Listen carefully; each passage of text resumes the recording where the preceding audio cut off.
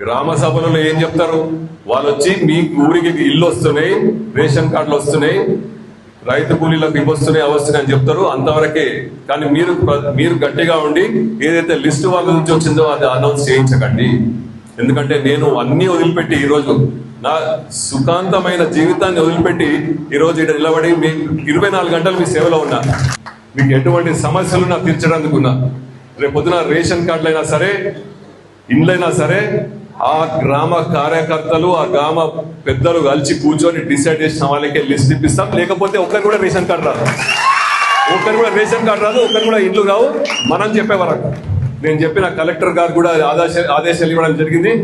మన మంత్రి ఇన్ఛార్జ్ మంత్రి దామోదర్ రాజనరసింహ గారు చెప్పిండ్రు, ఎమ్మెల్యే దగ్గరికి పోతుంది లిస్టు, ఎమ్మెల్యే వాళ్ళ టిక్కు పెట్టిన తర్వాతనే ఆ ఒక లిస్టు రిలీజ్ అవుతుందని చెప్పడం జరిగింది. నేను డిపిఓ చెప్పిన, అడిషనల్ కలెక్టర్ చెప్పిన, ఇన్ఛార్జ్ కలెక్టర్ గారు చెప్పిన, ఇటువంటి లిస్టులో మీరు బయట పెట్టి రిలీజ్ చేయకండి, రిలీజ్ చేస్తే బాగుండదని హెచ్చరించడం జరిగింది. కాబట్టి నేను 24 గంటలు మన కార్యకర్తలు, మన పబ్లిక్ అని ఆలోచిస్తున్నా. మీరు కూడా ఇవన్నీ దృష్టి పెట్టుకొని రేపు రాబోయే ఎలక్షన్లో సర్పంచ్ అయినా సరే, ఎంపీటీసీ అయినా సరే, జెడ్పీటీసీ అయినా సరే, మనం కైవసం చేసుకోకపోతే ఇబ్బందులు ఉంటాయి. మొన్నటిదాకా మీరు నా కోసం కష్టపడ్డారు, మొన్న సంవత్సరం క్రితం ఎలక్షన్లో. ఇప్పుడు మీకోసం మీరు కష్టపడాలి, దాంట్లో నేను పాటుపడాలి, తోడ్పడాలని మొదటిసారి కోరుకుంటూ, తప్పకుండా గ్రామం ఆ రోజు మనం ఎట్లా తిరిగినామో లోకల్ బాడీ ఎలక్షన్ లో కూడా అలాగే తిరుగుతాం. రేవంత్ రెడ్డి గారు ఏం చెప్పిండ్రు, మా నాయకులకు సూచించారు, వాళ్ళు కార్యకర్తలు ఇట్లా కష్టపడ్డారో రేపు వాళ్ళ కోసం ప్రతి ఒక్క నాయకుడు కష్టపడాలని చెప్పడం జరిగింది.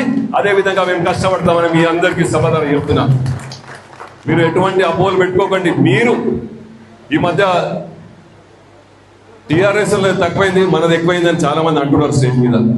ఎవరు వచ్చినా మనోళ్ళ గురించే కంప్లైంట్, సార్ వాడు అట్లా చేసిండే, వీడు ఇట్లా చేసి.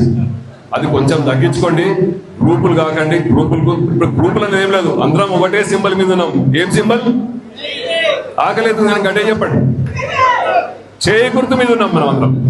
సో చేయకూడదు ఏమైనా ఉంటే సమన్వయం చేసుకోవాలి. కాబట్టి అతి త్వరలో దాన్ని కూడా మనం ముఖ్య కార్యకర్తల్లో అధికారులకు కూర్చోబెట్టి మాట్లాడి అంత దూరం రాకుండా, నా దగ్గరికి రాకుండా చేద్దామని చెప్పారు. కాబట్టి అది కూడా తప్పకుండా చేద్దాం. నేను ఇక్కడున్నా, హైదరాబాద్ ఉన్నా, ఎక్కడున్నా కూడా మన నియోజకవర్గం గురించి ఆలోచిస్తున్నాం. కాబట్టి మీరు అందరూ కూడా రేపు రాబోయే ఎలక్షన్లో